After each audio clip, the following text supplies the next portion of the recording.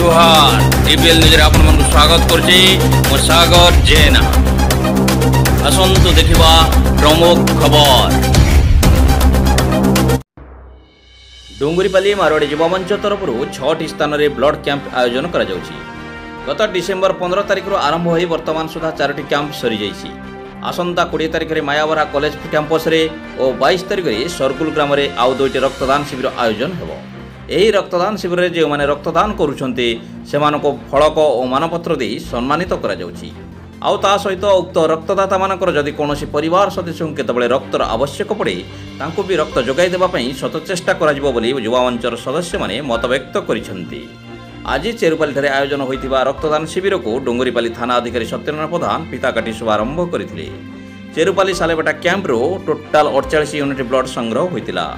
वर्तमान रक्त भंडार रक्तर अभाव थिबारु मारवाड़ी युवा मंच तरफ एही 6टी रक्तदान शिविर आयोजन करा जायछि। युवा मंचर एपरि प्रयास को अंचलवासी बहुत प्रशंसा करिसेंती। आज रक्तदान शिविर रे सरोज प्रधान, अरुण अग्रवाल, रिकी अग्रवाल, संजय अग्रवाल और सज्जन अग्रवाल सहयोग करथिले।